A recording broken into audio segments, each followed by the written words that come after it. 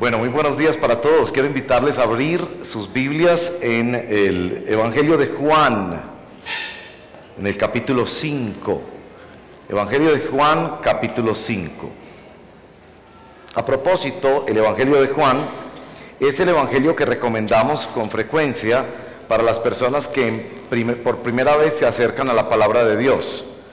La razón es que el Evangelio de Juan es un Evangelio que narra el ministerio de nuestro Señor Jesucristo, pero que de una manera muy preciosa describe y responde la pregunta: ¿quién es Jesús de Nazaret?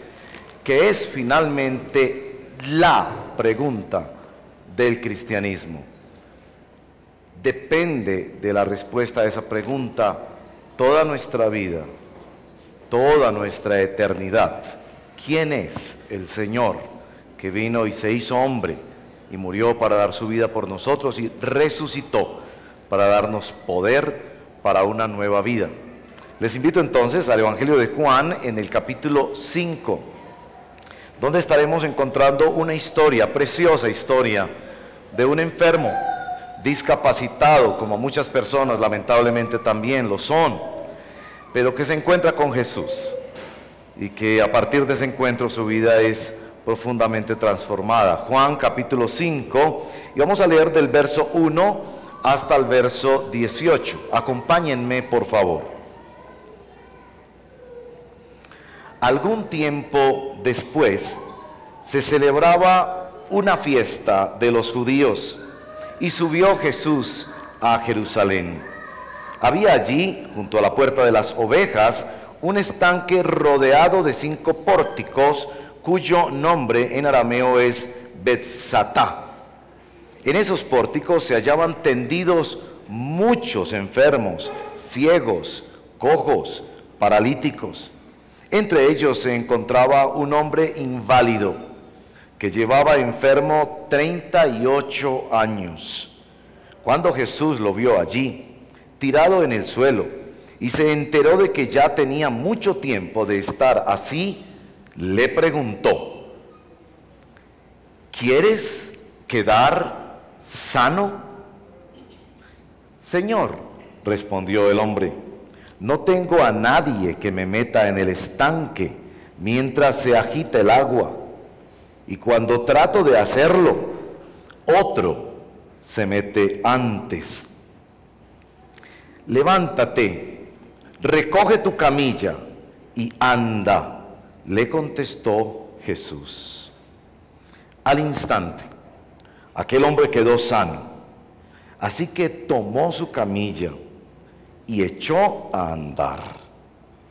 Pero ese día era sábado.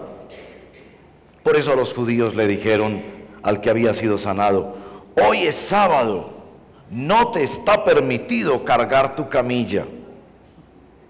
El que me sanó me dijo: recoge tu camilla y anda, les respondió. ¿Quién es ese hombre que te dijo recógela y anda?, le interpelaron. El que había sido sanado no tenía idea de quién era, porque Jesús se había escabullido entre la mucha gente que había en el lugar. Después de esto, Jesús lo encontró en el templo y le dijo: mira, ya has quedado sano, no vuelvas a pecar, no sea que te ocurra algo peor. El hombre se fue e informó a los judíos que Jesús era quien lo había sanado. Precisamente por esto los judíos perseguían a Jesús, pues hacía tales cosas en sábado. Pero Jesús les respondía: mi Padre aún hoy está trabajando y yo también trabajo. Así que los judíos redoblaban sus esfuerzos para matarlo, pues no solo quebrantaba el sábado, sino que incluso llamaba a Dios su propio Padre, con lo que él mismo se hacía igual a Dios. Oremos antes de compartir esta reflexión de la palabra. Señor, nuestra alma no fue creada para la tecnología, Nuestra alma no fue creada para el placer. Nuestra alma no fue creada para la comida o para el deporte o para las muchas otras cosas en las que podemos ocuparla. Nuestra alma fue creada para la palabra de Dios. Es de la palabra que sale de la boca de Dios que podemos vivir. La voz de Dios que llega hasta lo más profundo de nuestras almas y discierne las intenciones, las motivaciones confundidas, extrañas, contradictorias que reposan en nuestra alma. Ven Espíritu Santo, como te decíamos ayer en la reunión de líderes, ven Espíritu Santo y llénanos. Visita nuestra profunda necesidad de perdón y nuestra profunda necesidad de perdonar. Una palabra que solo sale de nuestra alma cuando en nuestra alma ha encontrado ya asiento la palabra de Dios, que es la palabra de perdón y de poder para cambiar. Ven, Espíritu Santo, lo pedimos en el nombre de Jesús. Amén. Hay preguntas innecesarias. Casi siempre son la materia de los humoristas, por ejemplo, que nos hacen descubrir que muchas veces en nuestra comunicación nosotros hacemos preguntas obvias e innecesarias que a veces inclusive parecen tontas. La señora acaba de cortarse el cabello y se encuentra con las amigas y estas le preguntan, ¿te cortaste el cabello? La persona se cae al suelo y se golpea y los otros alrededor le preguntan, ¿se cayó? Y le duele. O uno llega al aeropuerto y está rodeado de maletas corriendo hacia el counter para registrarse y se encuentra con un amigo y le pregunta, ¿va de viaje? Hay preguntas que son innecesarias. Son materia de investigación esas preguntas. Los que estudian la comunicación humana dicen que algunas de esas preguntas se hacen porque tenemos miedo a entrar en una comunicación diferente con otras personas. Jesús nos hace preguntas. En nuestro texto de hoy, Jesús hace una pregunta que usted podría pensar que es innecesaria. En nuestro texto, en el verso 6, Jesús encuentra al enfermo discapacitado. Sabe que tiene 38 años de enfermedad encima y le hace esta pregunta. ¿Quieres quedar sano? Hoy quisiera guiarlos en el tema ¿realmente quieres? Y que visitemos esa zona tan confusa y contradictoria de nuestra alma que es el deseo. Lo haremos a través de 3 preguntas. Primera, ¿por qué Jesús nos hace esa pregunta? ¿Quieres ser sano? ¿Quieres conseguir trabajo? ¿Quieres que tu esposo o tu hijo cambie? ¿Quieres realmente casarte? ¿Quieres resolver tus problemas? ¿Por qué me hace esa pregunta? La segunda cosa que haremos hoy es preguntarle a este texto, ¿para qué? ¿Qué consigue Jesús al hacernos esa pregunta? Y en tercer lugar, lo más importante, ¿quién es el que nos pregunta? ¿Por qué nos imaginábamos que cuando llegábamos a Jesús era porque Él nos iba a responder nuestras preguntas? Y de repente nos encontramos con Jesús, el que hace preguntas. Algunas preguntas que, como dice Hebreos 4:12, son como un puñal que va directo a nuestra alma y que nos ayuda a discernir nuestros deseos y motivaciones más profundas. ¿Realmente quieres?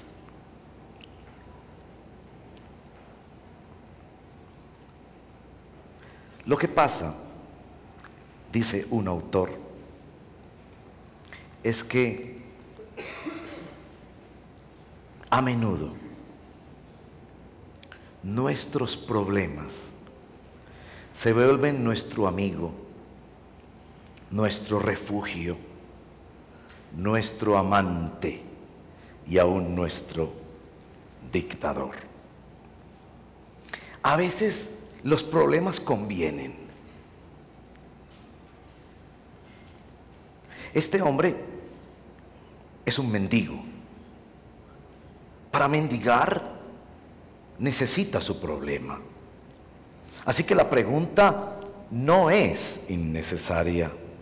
Por el contrario, necesitamos la pregunta que se dirige a nuestro problema para ayudarnos a captar si es que hemos llegado a encontrar en nuestros propios problemas un refugio.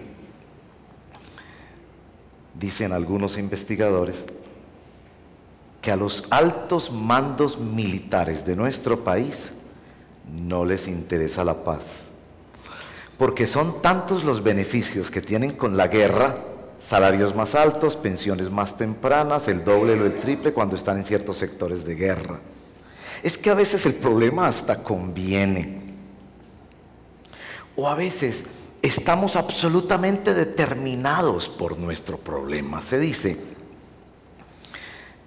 que un elefante de estos que está lamentablemente en estos circos que van de un lado para otro, reducidos a espacios muy limitados y siendo llevados en transportes incómodos de un lado para otro, que un elefante ya anciano, acostumbrado toda la vida a dar la vuelta a un círculo pegado a una cadena, sus dueños dijeron: ya está tan viejo que este no se va a escapar, y ya está tan viejo que ha trabajado suficiente, liberémoslo.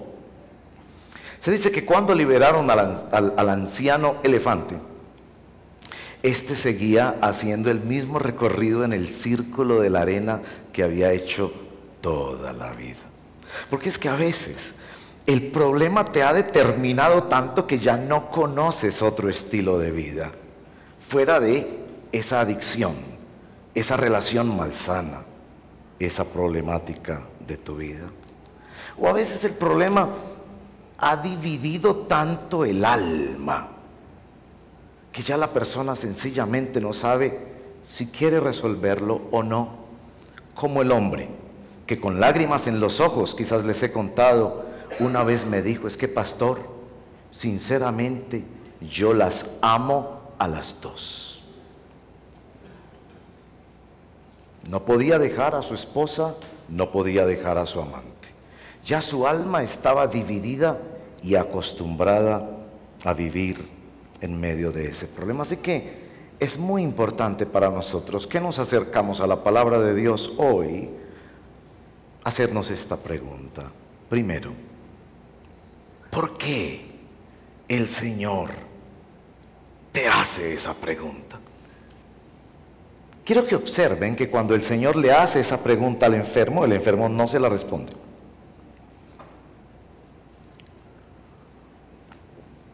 ¿Quieres realmente resolver tu problema? Y el enfermo responde: no, es que yo no tengo quien me meta en el estanque. Si leyeron algunos de ustedes la versión de la Reina Valera, se darán cuenta que en la Nueva Versión Internacional el verso 4 no está. Felicito a los que notaron eso en la lectura, buenos estudiantes de la Biblia. La razón es que hay 5 o 6 lugares en el Nuevo Testamento que los estudios y los hallazgos recientes en historiografía han detectado que esos versitos, son solo 5 o 6 lugares en todo el Nuevo Testamento, este es uno, que ese versito no aparece en los manuscritos más antiguos. En la Reina Valera todavía aparece, que es una tradición de que venía al estanque un ángel, un mensajero de Dios, revolvía el agua y el primer enfermo que llegaba era sano. Cuando a este hombre le preguntan, ¿quiere? Como a quien le preguntaron la hora y esa persona respondiera, miércoles, no responde la pregunta de Jesús, sino que evade la pregunta diciendo, es que yo no tengo quien me lleve al estanque, y otros que son más veloces porque tienen otra clase de problemáticas, llegan primero allí. El hombre no responde la pregunta. El hombre se había acostumbrado a su problema. ¿Quieres realmente ser sano? Más adelante, y quiero invitarles a notar eso también en el texto, en el verso 14, Jesús evade la multitud, pero lo busca al hombre y le dice, mira, ya has quedado sano. Verso 14, no vuelvas a pecar, no sea que te ocurra algo peor. La mayoría de estudiosos en este texto enseñan que lo que ha pasado con el hombre es que ha regresado a mendigar, como me pasó a mí una vez en el centro de Medellín. Cuando yo era estudiante pasaba mucho por el centro de Medellín y había una señora que tenía una de estas enfermedades de los nervios que no le permitía estar tranquila y se movía. Algunos lo llaman mal de San Vito, no sé si ese es un nombre, seguramente es un nombre popular o coloquial. La señora tenía un temblor permanente y se movía así, pedía dinero en los buses, en los parados de buses, en las calles. Y alguna vez hasta yo le di dinero porque me dio tanta tristeza por la señora. Un día estaba yo esperando el bus y la señora pasó caminando muy bien. Y yo dije, gracias a Dios, la señora se ha sanado de su problema. 5 minutos después la señora volvió a pasar temblando diciendo, me ayudan, me ayudan. Necesitaba su problema. Este hombre, parece que Jesús vuelve a encontrarlo en este lugar mendigando, fingiendo quizás que estaba enfermo. ¿Por qué Jesús hace la pregunta? Esta es la razón. Porque esa pregunta revela la contradicción del deseo. Yo quiero resolver este problema, pero también lo necesito. Como la señora que era golpeada por su marido y cuando ya está frente al juez y el juez lo va a mandar a su cárcel, como deben mandar a todo hombre que golpea a una mujer. La mujer, al ver que va a perder a su marido y esa relación extraña que se desarrollan con personas que violentan a otros, se acerca al juez y le dice, no, señor juez, no lo mande a la cárcel, nada más dígale que si quiere me pega, pero que me pegue más pasito. La profunda contradicción que hay en el corazón del hombre. Jeremías capítulo 17, el corazón del hombre es perverso. ¿Quién lo conocerá? Estudios recientes en los generales de ese hombre tan perverso que se llamó Adolfo Hitler. Generales de Adolfo Hitler. Han salido a la luz pública cartas que ellos les enviaban a sus esposas el mismo día, que habían ejecutado de la manera más criminal, absurda, a una cantidad de judíos. Ese mismo día habían escrito las cartas más cariñosas y más hermosas a su familia. ¿Qué es lo que pasa en el corazón humano? Que puede llegar a tal forma de que en su propio corazón está el deseo de sí y el deseo de no. ¿Qué pasa en el corazón humano? Que llegamos aún a amar nuestros problemas, a necesitarlos y aún a beneficiarnos de ellos. Cuando usted piense en su resistencia a perdonar, cuando usted piense en esa adicción, que no necesariamente son esas adicciones que públicamente son rechazadas, Puede haber adicciones que son socialmente aceptadas. Usted se va a dar cuenta que esta pregunta ayuda a revelar lo que estamos llamando la contradicción del deseo. Ahora, noten en nuestro texto que Jesús tampoco espera una respuesta. Esa es una conversación rara. ¿Qué horas son?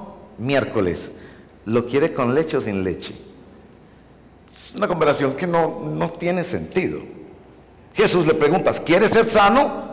Y el hombre dice, es que no tengo quien me entre. Entonces Jesús le dice, levántate, toma tu lecho y anda. Jesús no espera una respuesta. Escuche bien esto. Jesús no la necesita. Somos nosotros los que necesitamos la pregunta. Somos nosotros los que necesitamos entender la profunda contradicción del deseo. Todos nosotros de alguna manera estamos atrapados en nuestros problemas y llegamos casi hasta a necesitarlos.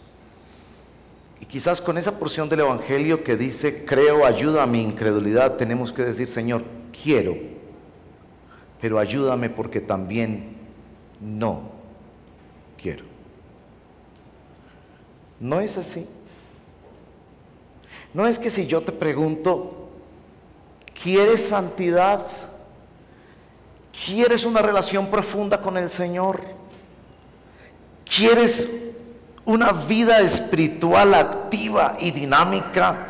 Y tú con toda sinceridad me vas a decir, sí. Pero si vamos un poco más adentro con estas preguntas de Jesús, tú y yo vamos a decir, pero también quiero placer, fama, dinero, dormir, abusar de los demás y que nadie abuse de mí. Finalmente, en nuestro profundo corazón hay una contradicción de deseos.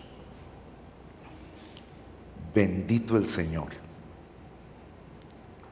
que Él toma la iniciativa y con su palabra cruza sobre esa contradicción de deseos y toma la iniciativa para hacer algo. Levántate, toma tu lecho y anda. Entonces la pregunta es hecha para que podamos descubrirnos a nosotros mismos, pero hay un para qué adicional. ¿Para qué? Noten que Jesús evade la multitud, pero busca al mendigo. Noten que Jesús no sanó a toda la multitud. Algunas personas definen a Jesús como un obrador de milagros, pues en este episodio no es la mejor definición de Jesús. La Reina Valera nos dice, había una multitud de enfermos y Jesús sanó a uno. Y evade esa multitud y después busca a ese uno. Y quizás la primera lección sobre el para qué es que nuestra vida no existe solo para resolver problemas. Hay una cosa mayor que el mendigo tiene que entender. Hay una cosa mayor que el mendigo tiene que entender. Jesús no es una máquina que hace milagros y ya. Jesús no solo con su pregunta llega a lo más profundo del alma, sino que Jesús quiere reparar el alma. ¿Para qué hace esta pregunta? Para poder llegar a reparar el alma. Ahora, preste atención, porque aquí hay teología muy profunda de nuestro Señor. No vuelvas a pecar, no sea que te ocurra algo peor. En el mismo Evangelio de Juan, Jesús defendió a un ciego que la murmuración que había sobre esa enfermedad era que él estaba enfermo a causa de su pecado, el pecado de sus padres. En este texto, Jesús dice, sí es a causa de un pecado. Y si continúas en ese pecado, volverá el problema y quizás volverá en una forma peor. Es decir, aquí, discípulos del Señor, presten atención. Jesús no es una máquina que hace milagros. Él hace milagros todo el tiempo, maravillosa y generosamente. Pero Él quiere llegar a tocar profundamente tu alma y liberarte del pecado. ¿Cuál es el pecado aquí? Hay varias opciones. Puede ser un pecado que solo el mendigo entendía a qué se refería. Puede ser. La mayoría de médicos nos dicen que más del 50% de las enfermedades son por causas psicológicas, de estrés, culpa, resentimiento o falta de experimentar perdón.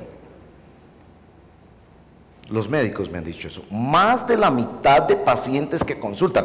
Por eso los médicos ya frecuentemente empiezan a indagar sobre cómo es tu vida, en qué trabajas. Y si uno les dice, no, yo soy pastor, dice, con razón está tan enfermo. Usted debe ir muy estresado, me dicen cuando voy a consultar al médico. Jesús establece una conexión aquí entre el cuerpo y el alma. Y saben que yo he encontrado que a veces parece que el cuerpo sabe más que el alma. Es decir, que el cuerpo sabe que estamos estresados, culpables o resentidos y él dice, paremos, yo no voy a seguir funcionando. Mientras que el alma podría seguir funcionando como si nada. Y es el cuerpo el que hace muchas veces que el alma se detenga y diga, a ver, un momentico. Es decir, ¿por qué me dio este dolor en la espalda, por favor? ¿Por qué tengo esta gastritis? ¿Por qué estoy con problemas de respiración? ¿Por qué? Jesús le dice, la primera cosa que quiero que sepas de tu alma es que tú no eres un cuerpo que tiene alma, sino que tú eres una alma que tiene un cuerpo. Es decir, lo más determinante de tu vida no es tu cuerpo, es lo que pasa en tu alma lo que determina tu cuerpo. Y eso es poderoso y profundo. Jesús establece esa conexión. ¿Cuál es el pecado? Nos dicen, no sabemos, puede ser que entre Jesús y el mendigo sabían muy bien, pero hay esta posibilidad que el texto nos da. El pecado es la misma mendicidad. Su problema no era la parálisis, su problema era la mendicidad. ¿No les parece a ustedes, amigos, hermanos, discípulos como yo, seguidores de Jesús, que todos somos mendigos?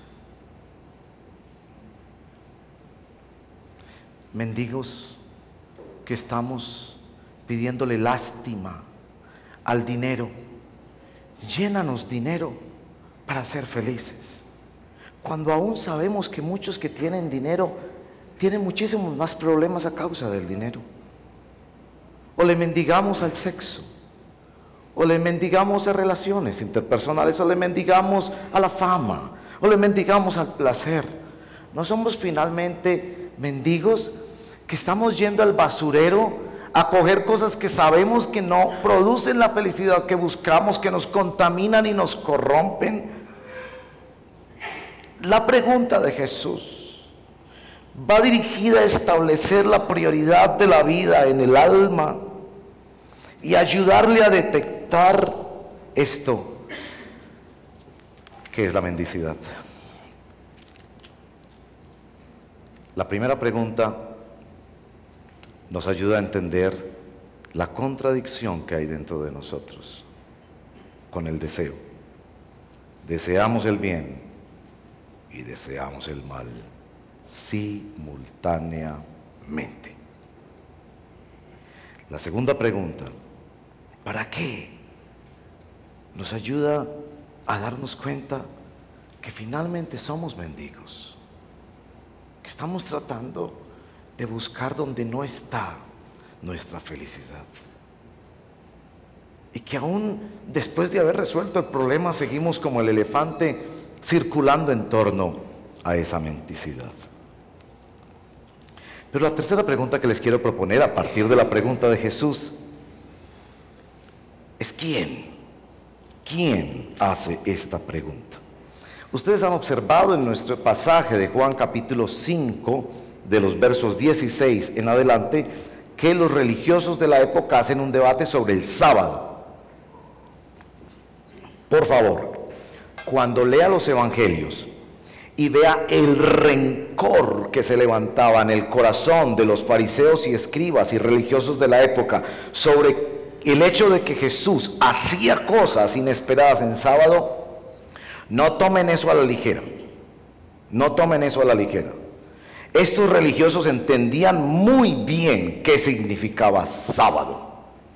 Para nosotros, pero ¿cuál es el problema? Pero ¿cuál es el problema? Que Jesús lo haya sanado viernes o miércoles o sábado. Pero esta gente sí es una caprichosa. No.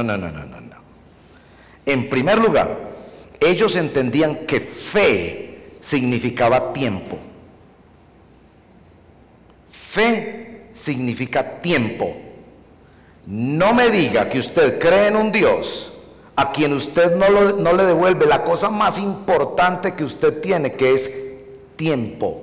Eso es lo más importante que usted tiene. No es plata, no es talento, no son relaciones, no es trabajo, pensión, oportunidades, es tiempo.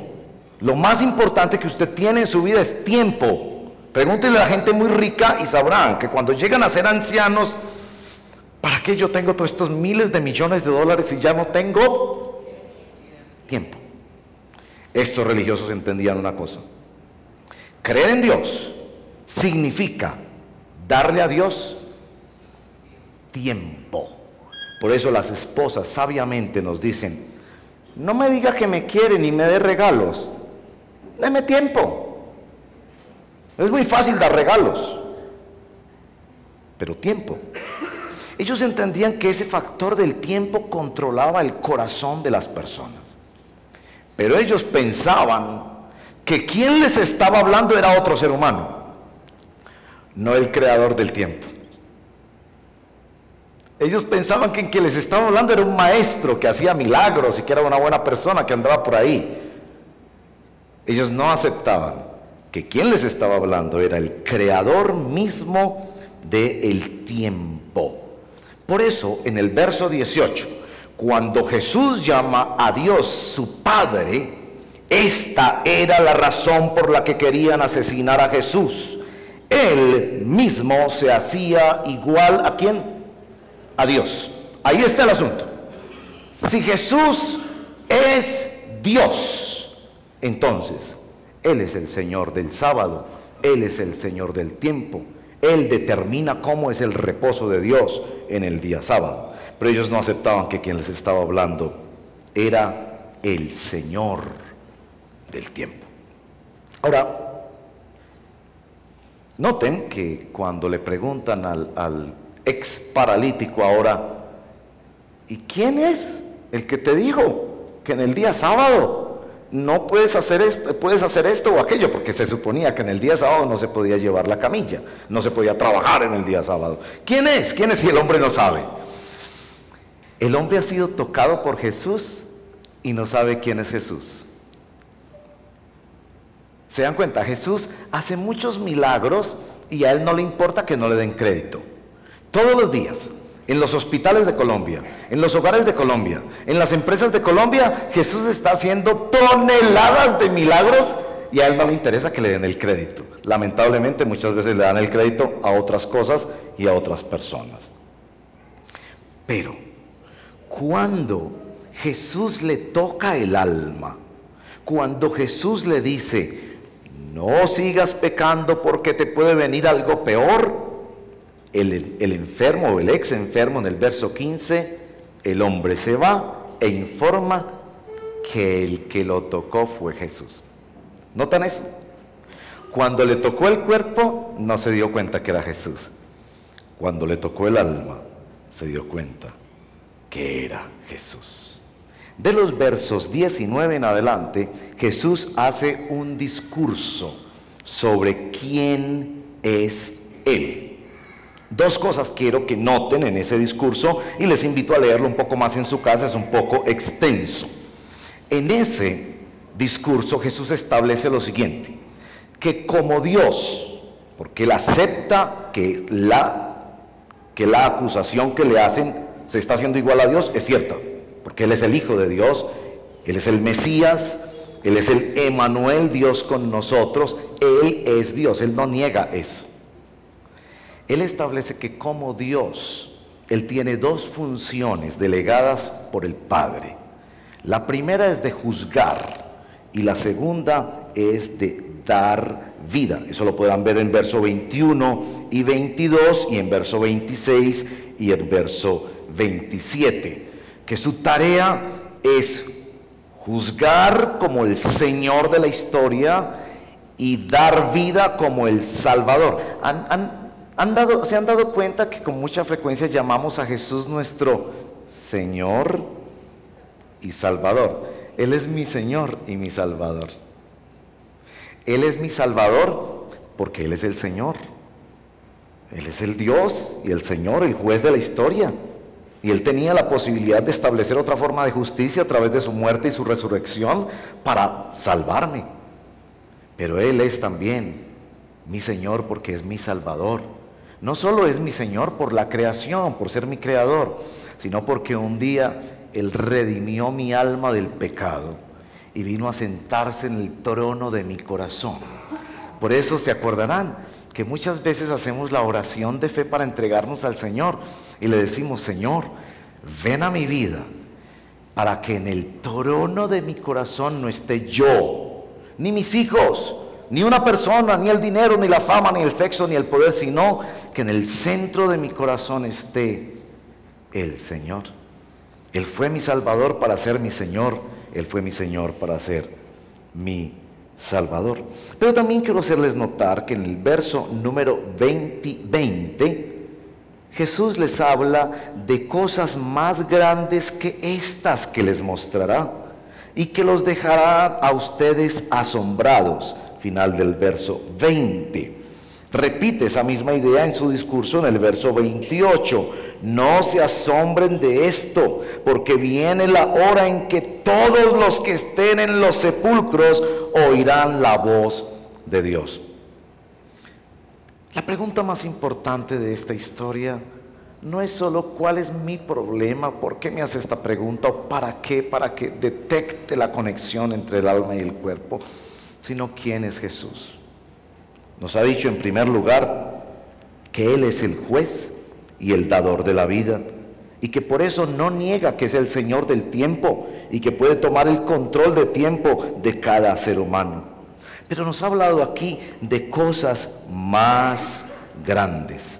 Esas cosas más grandes, versos 28 y 29, tienen que ver con la voz, con la palabra de Dios. Miren conmigo el verso 29.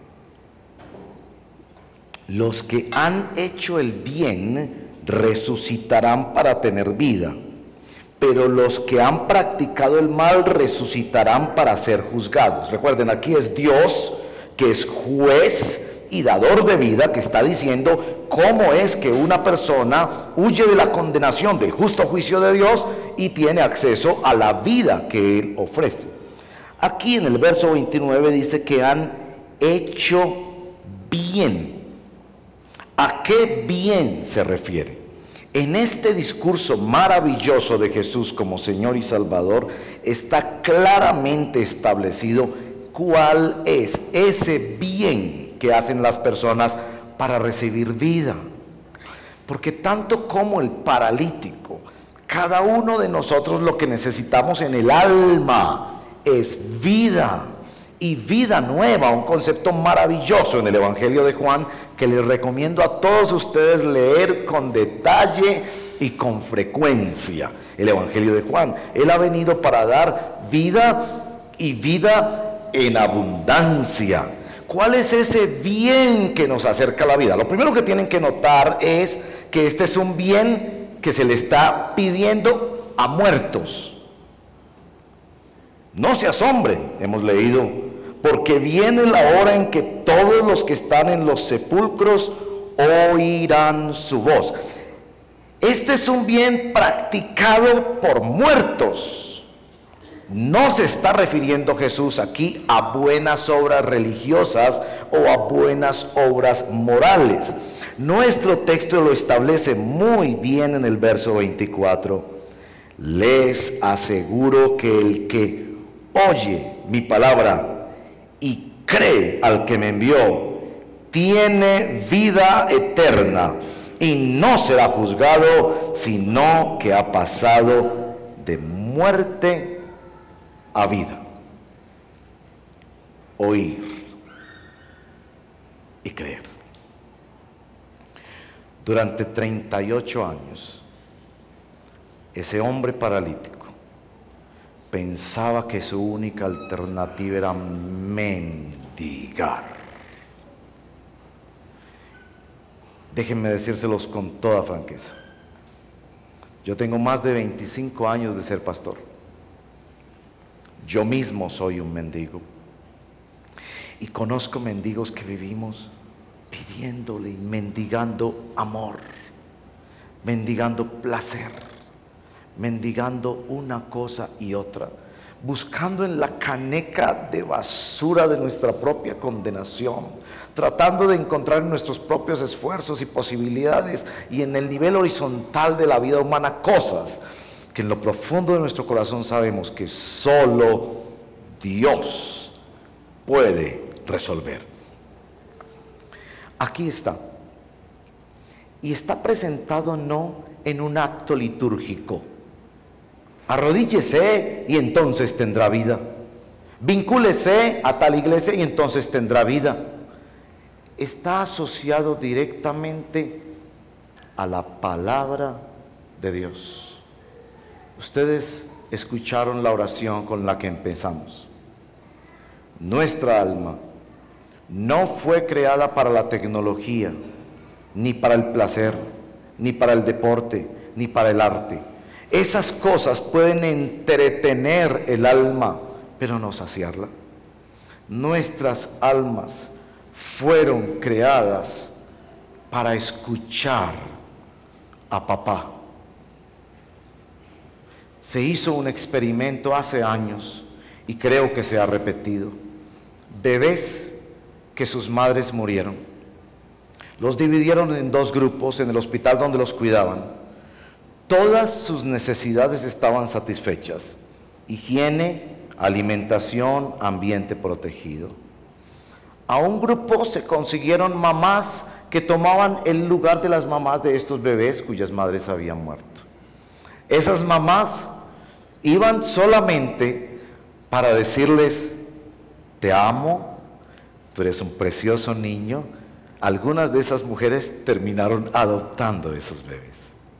Tú eres precioso, vas a crecer en un hogar, eres creación de Dios, no de un proceso de selección natural o evolutivo. Tú fuiste creado por un Dios que tiene propósito. Dios te ama. Yo estoy aquí por tu bien. Puedes contar conmigo. A los niños del otro pabellón nadie les decía nada. La diferencia fue absoluta y radical. Y este es el punto. Lo que más nutre nuestra alma es palabra. Palabras. Palabras. ¿No lo has notado? Una persona te sonríe y te dice: felicitaciones, lo hiciste muy bien. Y eso como que te inyecta vida. Y otra persona te dice: ay, tan bobo, ay, tan feo, está gordo, está gorda. Y aunque tú te defiendes diciendo, ay, no me importa, me resbalan esos comentarios, te vas pensando a tu casa, ¿y por qué me dijo eso? ¿Y por qué me dijo eso? Ay, sí. No, no tiene razón. No, de pronto sí tiene razón. No tiene razón. Y pasas días enteros dándole vuelta a una palabra. Las personas violentadas dicen, más que lo que me hizo, fue lo que me dijo. Los seres humanos fuimos creados para palabra, pero por encima de esta posibilidad de la comunicación humana, fuimos creados para la palabra de Dios. Y escuche esto, porque usted es invitado por el Evangelio a escucharlo con los ojos de la fe. Escuche esto. Ciertamente, el que oye y cree, tiene, ¿qué clase de vida? Vida eterna, que trasciende el tiempo y el espacio, que trasciende los problemas humanos, que satisface el alma. Concluyo. El pecado humano se ha localizado en el deseo.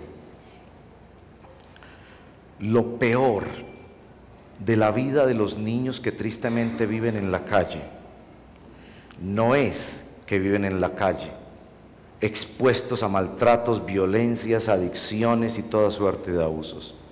Lo peor es que la mayoría de esos niños llegan a creer que esa es la mejor vida que podrían tener. Algunos de ellos se creen inclusive muy inteligentes, porque no tienen que someterse a un papá y a una mamá, no tienen que cumplir horarios, no tienen que hacer una y otra cosa, que ven a todos esos otros niños filaditos por papá y mamá. Ellos son libres y pueden hacer lo que quieran. Eso es lo peor. Creen que esa es la mejor clase de vida. El pecado se llega a localizar en el deseo, en el querer, de tal forma que no solo determina el alma, sino que también la divide. Es por eso que San Pablo dice en Romanos capítulos 7 y 8, miserable de mí, ¿quién me librará de este cuerpo de muerte? Jesucristo nos dice en este pasaje de la Escritura que por su palabra, la misma palabra que creó el universo, Él tiene poder hoy mismo de darte vida y vida eterna. ¿Lo escuchas? ¿Lo crees? ¿Lo quieres recibir? La doctrina más preciosa de este pasaje es la omnisciencia de Jesús. Jesús es Dios. Y por omnisciencia queremos decir, Él lo sabe todo. Él sabía cuál era el problema en el centro del deseo de este hombre. Él sabía que su problema no era físico. Y aún así lo amó. Lo tocó aunque no supiera que era Él. Lo buscó para que descubriera quién era Él. Y lo invitó como a nosotros a verlo como juez de la historia y del universo y como dador de la vida. Jesús, por su palabra, sopla y nos da de su Espíritu Santo. Y nosotros, como Pedro cuando es confrontado, ¿me amas, Pedro? ¿Me amas, Pedro? Y Pedro es llevado por la profundidad de la palabra de Dios a darse cuenta que sí y no. Que el alma humana está de tal forma dividida, queriendo y no queriendo. Amarrada a esa realidad, Pedro le responde a Jesús, Señor, tú lo sabes todo. Tú sabes qué es lo que hay aquí adentro. Y Jesús, en ese mismo final de San Juan, sopla y les da del Espíritu Santo. Esta es la dinámica espiritual de este texto. ¿Dónde el pecado logró dividir el alma? En lo profundo del deseo. allí mismo Jesús localiza su palabra. Y lo primero que hace la palabra de Dios es producir una guerra. Porque la palabra de Dios desnuda esa guerra que hay en el corazón. ¿Quieres? ¿Realmente quieres? Como la mamá que le decía al Señor: yo quiero que mi hijo se consagre a ti. ¿Realmente quieres? Porque a esa mamá, cuando el muchacho le dijo: mamá, Dios ha tocado mi corazón y voy a ser misionero, me voy a ir para una tierra y no me volverás a ver, no verás a tus nietos, no cuidaré de ti cuando estés pensionada. La mamá se echó para atrás y dijo: ¿realmente yo quiero que mi hijo se consagre al Señor? La palabra de Dios desata una guerra en el alma, pero la palabra de Dios sopla por la obra de Jesús el Espíritu de Dios que hace posible lo imposible. Que ya mi vida no sea controlada por lo que pasa en mi cuerpo, sino por lo que pasa en mi alma. Vendrá el día cuando en los sepulcros se oirá la voz de Dios, y el que creyere resucitará. Se refiere Jesús a lo que pasa en nuestra alma, presa de esa contradicción, donde Dios pone allí mismo su santa palabra. ¿Oyes? ¿Crees? ¿Estás listo o lista para decirle: aquí estoy?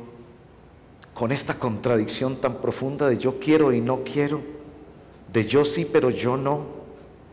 ¿Estás dispuesto a dejar que esa palabra venga como la palabra del Señor y como la palabra del Salvador para rescatarte? Para algunos de ustedes hoy significa entregar su vida a Cristo como Señor y Salvador, y dejar de jugar con Dios como a ser novios de Dios. Hay personas que son novios de Dios, nunca se quieren casar, y como hoy en día en los noviazgos hay toda clase de permisos, entonces hasta bueno, vos vives en tu casa, yo vivo en mi casa, no pagamos cuentas, y así como está haciendo el noviazgo hoy en día, a veces es la relación con Dios. Yo sigo yendo allá, Dios me sigue haciendo favores, pero así como casarme con el Señor, tampoco. Para algunos de ustedes hoy es el llamado a una decisión definitiva. Dios con su palabra te llama y te dice: yo soy tu Señor y soy tu Salvador, vendrás de una vez por todas.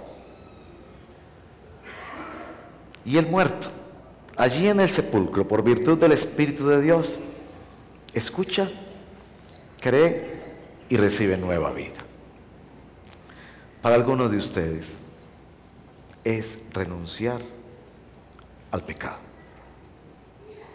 En tu conciencia lo sabes bien. No necesitas que se te ilustre. Tú sabes que allí hay una conducta, que allí hay una relación, que allí hay una práctica laboral, que allí hay una persona, una situación que el Espíritu de Dios te está diciendo: deja eso, no más. Es que el cristianismo no es tanto de hacer como de dejar de hacer. Dejar de ir a buscar en ese basurero lo que te está produciendo es más culpa, más miedo, más desesperación, más inseguridad. ¿No les parece que somos muy absurdos? Que cambiamos y destruimos nuestra vida a veces por un minuto de placer. Y Dios te está diciendo hoy: dejarás. Ahí está la palabra del Señor y del Salvador. ¿Qué vas a hacer con esa palabra? Quiero invitarlos a que cierren sus ojos esta mañana.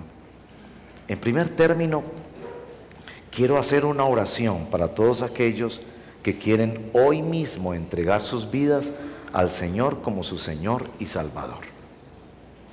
Algunos lo han hecho en privado Y hoy es el llamado a que lo hagan en una expresión de iglesia. Si el Espíritu Santo ha venido tratando tu corazón, y especialmente si nunca tú has dicho, yo hoy le digo sí al Señor, yo escucho y creo. Eso es lo único que se nos pide a los mendigos. Escucha y cree, y vendrá la vida que te sacará de la muerte. Tenga un momento de oración allí.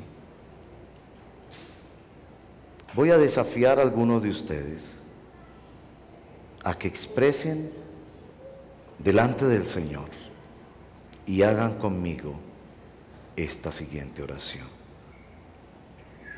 En esta oración te voy a invitar a que de tu corazón tú le entregues tu vida al Señor de una vez para siempre. Porque hasta tanto no repose el perdón de Dios en tu corazón, no tendrás perdón para perdonar a otros.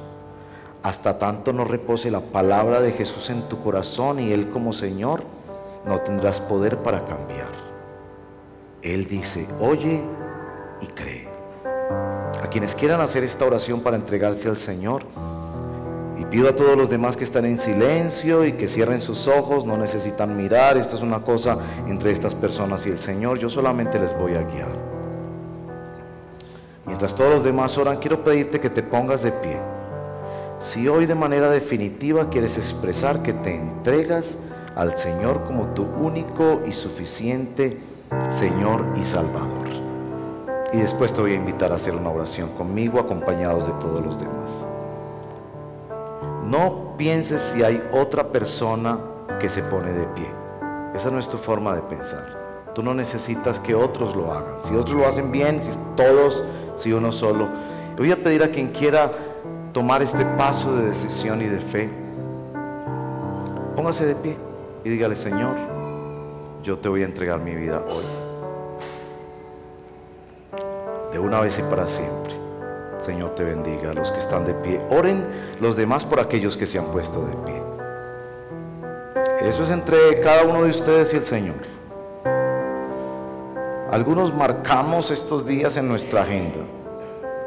Fue para mí junio del año 79.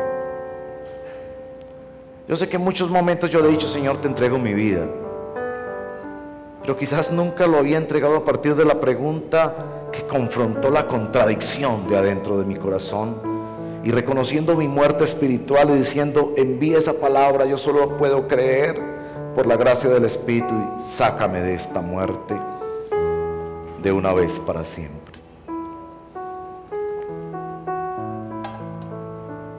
Los que están de pie, repitan conmigo esta oración. Señor Jesucristo, vengo a entregarte mi vida. Reconozco la contradicción de mi corazón. Reconozco que lo que más necesito es ser tocado en mi alma por el poder de tu palabra. Yo hoy he oído y he creído. Y dígale al Señor con sus labios, preferiblemente que te lo escuche el Señor. Dile, te recibo en mi corazón como mi Señor, como mi Salvador, desde ahora y para siempre. Entro en pacto contigo por la obra perfecta de Jesús. Hazme la persona que tú quieres que yo sea. Recibo tu bendición y recibo el poder del Espíritu Santo para cambiar. Recibe el poder del Espíritu Santo para cambiar. Y los demás hermanos, oremos por cada uno de estos queridos hermanos que hoy confirman delante del Señor su entrega a Cristo.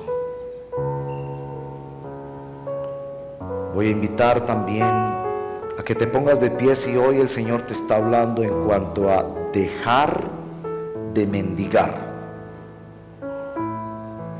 Te pongas de pie también y quiero invitarte a orar. Mendigar en la fama, mendigar en el sexo, mendigar en el placer, mendigar en la plata, mendigar en la apariencia física, en la idolatría del cuerpo. Todo mendigo es idólatra y busca en una caneca de basuras donde no hay más que dolor, mayor corrupción, miedo e inseguridad. A los que se ponen de pie en este momento, pidámosle perdón al Señor primero que todo. Pidámosle perdón al Señor. Cuando al enfermo se le tocó el alma, él se dio cuenta que era Jesús. Y Jesús ha venido para traer vida. Y su palabra primero muestra dónde está nuestro problema y nuestro pecado. Pídele perdón al Señor.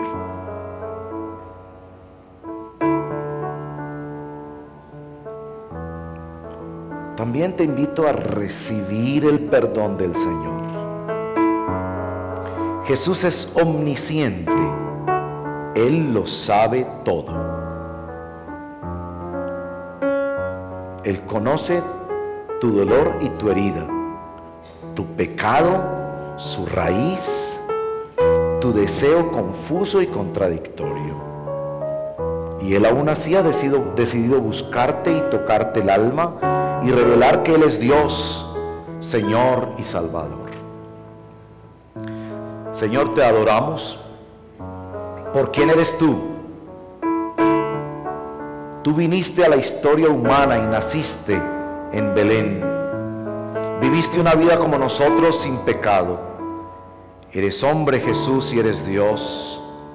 Como hombre nos puedes representar ante Dios. Como Dios puedes perdonar nuestro pecado y hacernos libres. Con tu muerte llevaste nuestro pecado. Con tu resurrección nos has dado la posibilidad del Espíritu, de nueva vida. Sopla tu Espíritu entre nosotros. Espíritu que cambia, que rompe la mendicidad, que abre nuevas etapas en nuestra vida, que nos saca de los sepulcros. Sopla, Espíritu de vida, entre nosotros. Somos esclavos de nuestros problemas al punto que hemos llegado a necesitarlos. Libéranos en el nombre de Jesús y haznos hijos e hijas de Dios, libres para amar y para servir, para perdonar y para crecer, para empezar a escribir una nueva historia. Hoy empezamos a escribir una nueva historia en el nombre de Jesús. Te adoramos, Cristo. Quedémonos así de pie y vamos a adorar al Señor. Te adoramos, Jesús. Te adoramos, Jesús. Gracias por el toque de tu Espíritu. Yo lo siento en mi corazón. Sentimos tu presencia ministrando, consolando. Muévete, Espíritu de Dios, entre nosotros. Muévete, Espíritu de Dios. El soplo del omnisciente, que sabe dónde debe llegar la palabra, a quebrar durezas, a abrir caminos, a sanar heridas, a levantarnos para que podamos caminar en el nombre de Jesús. Amén. Sigamos adorando al Señor.